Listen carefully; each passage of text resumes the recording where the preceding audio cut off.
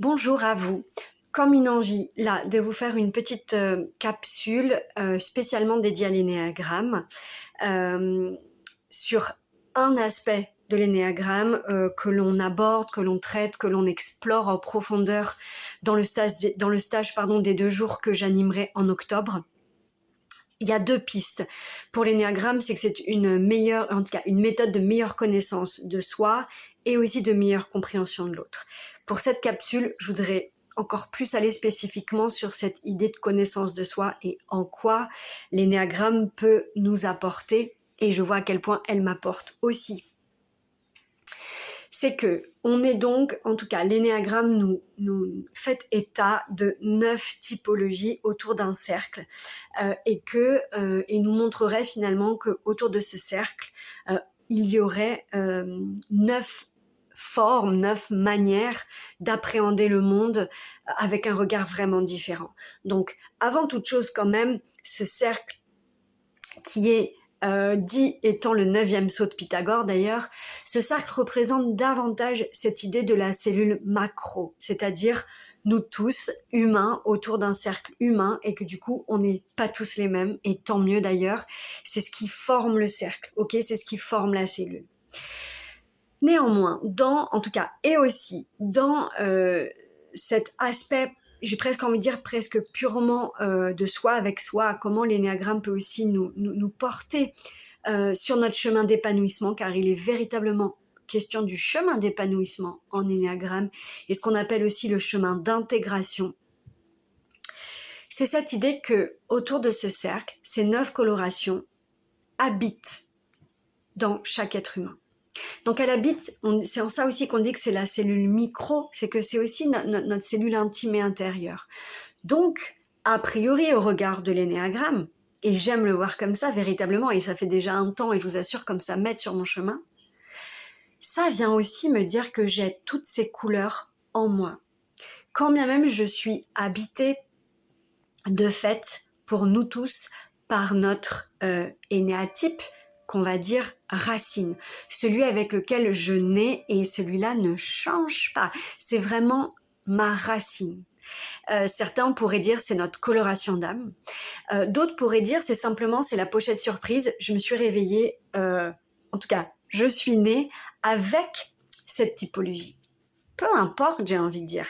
Une chose est certaine avec l'énéagramme, c'est que cette typologie, celle qu'on vient retrouver, c'est notre énéatype racine.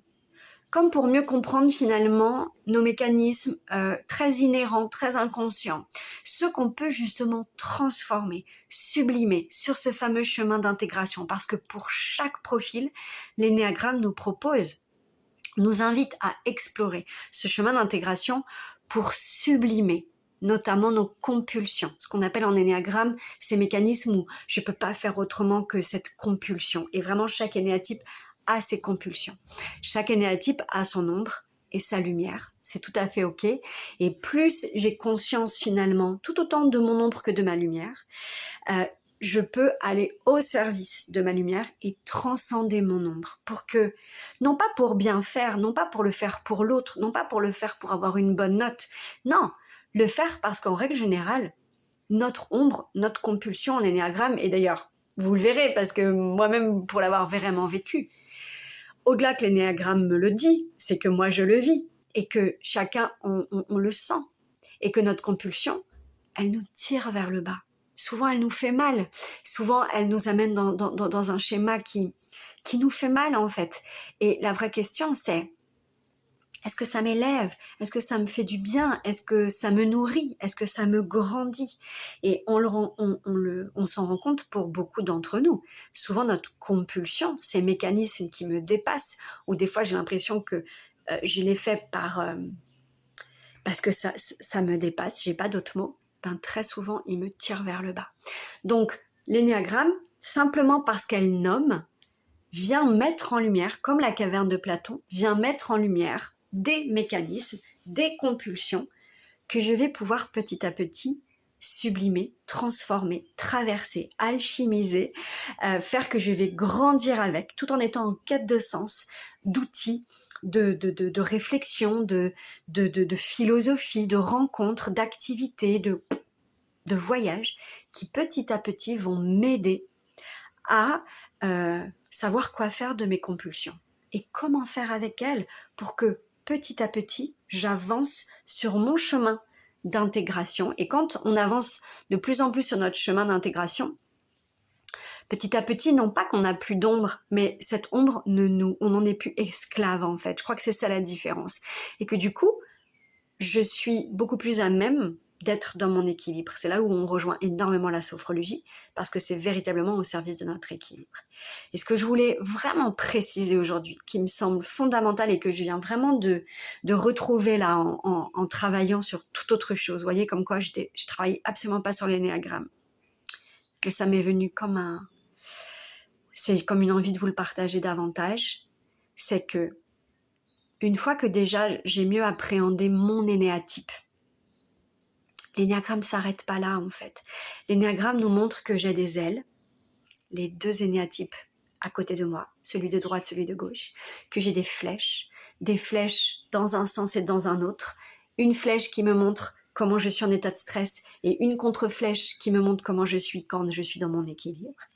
Et puis, il y a tous les autres autour qui sont des colorations inhérentes à chaque être humain. Ça veut dire que oui, ça représente la cellule humaine de la cité, mais ça représente aussi la cellule individuelle de chacun et chacune d'entre nous. Donc ça veut dire que quand je traverse une situation peut-être difficile dans ma vie, ou même si elle n'est pas difficile, mais qui me demande plus de force, je peux aller, quand bien même ce n'est pas mon énéatype de base, moi je peux aller puiser dans les forces des autres. Quand je sais qu'il y a notamment par exemple l'énéatype qui est celui dit le guerrier, ou l'énéatype du 3 qui est dit celui entre guillemets qui est vraiment celui qui ramène la prospérité dans la cité, ou etc. etc.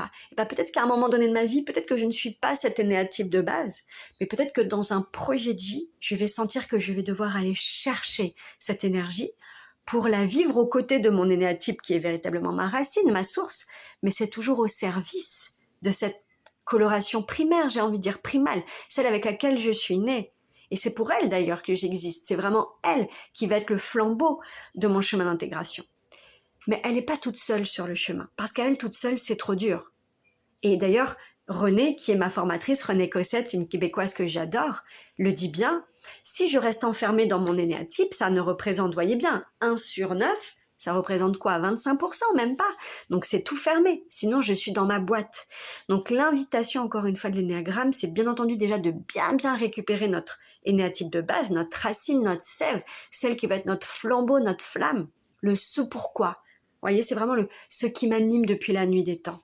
Mais je sais aussi, et là je vous le dis de façon très personnelle depuis que je connais l'énéagramme, que je suis aussi habitée par les autres forces, par les autres colorations, par les autres énéatypes, et que je peux aller puiser dans leurs forces selon les projets que je traverse, qu'ils soient personnels, professionnels, peu importe. Je peux aller puiser dans cette richesse qui existe aussi au fond de chacune d'entre nous. Si vous avez envie d'en savoir plus, je trouve ça absolument passionnant. Il est encore temps, si vous le souhaitez, qu'on fasse des formes de conférences, discussions en visio, de façon individuelle finalement, ou pour le prix de la conférence qui est à 18 €. Moi, je vous envoie le PDF de la conférence qu'on a fait la semaine dernière, et on se réserve une petite demi-heure, 40 minutes ensemble en visio, en one-to-one, pour que je réponde à vos questions une fois que vous avez lu ce document, et puis je vous donne les fondements principaux, si je puis dire. Et puis si ça vous donne envie, ça ouvrira sur 2 journées de formation. Donc moi, je suis formée à ces 2 jours de formation par Florence Nilsson et par Renée Cossette. C'est vraiment Renée Cossette, elle est vraiment donc elle est québécoise, et elle a créé le Centre québécois de l'énéagramme. Et Florence, qui est une amie très précieuse, qui est aussi sophrologue, qui est aussi journaliste, elle a rencontré l'énéagramme avec Renée au Québec, et aujourd'hui elle le diffuse énormément en France, et moi j'ai cet honneur d'avoir été formée par ces 2 belles personnes. Et donc c'est un format de 2 jours sur 2 dimanches, et là ce sera le dimanche 15 et le dimanche 22 octobre de 10h à 17h à Nat B, Place d'Italie à Paris. C'est 220 €, vraiment pour aller approfondir absolument cette méthode de l'énéagramme, tout autant pour le coup là sur 2 versants, tout autant ce chemin de meilleure connaissance de soi, donc un chemin d'épanouissement et d'intégration, et aussi comment mieux rencontrer l'autre dans sa différence, ce fameux chemin de l'altérité, de faire cité ensemble. Voilà, je vous en ai assez dit, toutes les infos sont sur mon site, sinon appelez-moi et on en discute de vive voix.